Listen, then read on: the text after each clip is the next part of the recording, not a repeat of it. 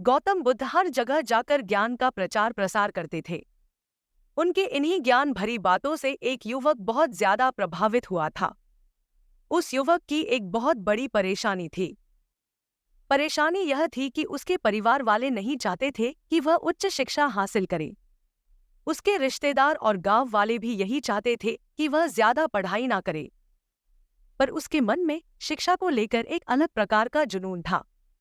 वह इस बात पर विश्वास करता था कि उच्च शिक्षा हासिल करके आप हर प्रकार की बाधाओं को पार कर सकते हो, लेकिन उसके इस सपने को पूरा करने में उसके घर वाले ही बाधा डाल रहे थे।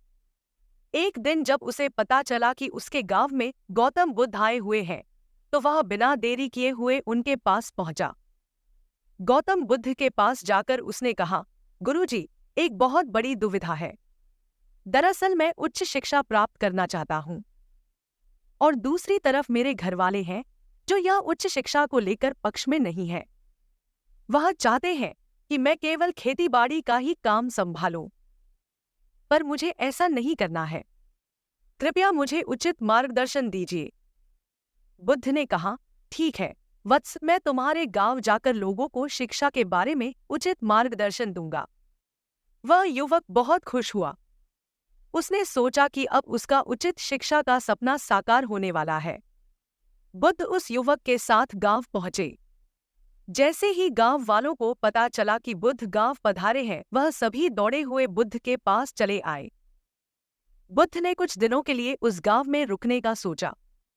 अब हर दिन खूब सारे लोग बुद्ध के प्रवचन सुनने आते थे।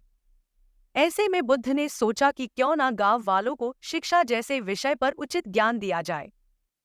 लोगों का आना जाना बना रहता था। एक दिन एक महिला भी बुद्ध के पास आई। उसके हाथ में 5 साल का बच्चा भी था। बुद्ध ने उस महिला से पूछा, कहो देवी, तुम क्या कहना चाहती हो?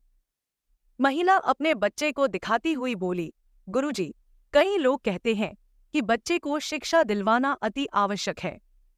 तो क्या मैं यह जान सकती हूँ कि मुझे मेरे बच्चे को किस उम्र से शिक्षा दिलवानी चाहिए? और क्या बच्चे को शिक्षा दिलवाना उचित होता है?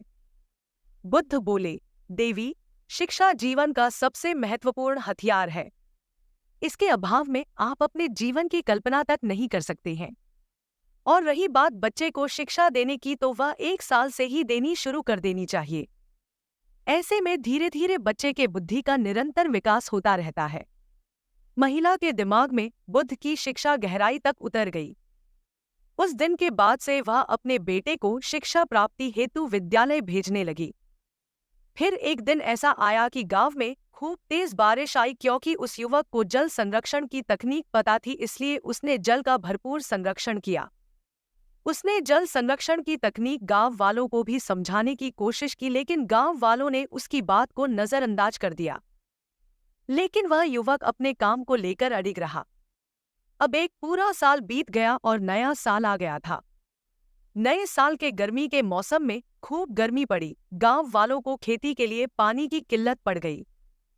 क्योंकि उस युवक ने जल का अच्छे से संरक्षण कर रखा था, इसलिए पानी की कमी नहीं झेलनी पड़ी। उस युवक की सहायता से गांव वालों ने गहरे गड्ढे खोदे तो उनमें से भरपूर पानी निकला।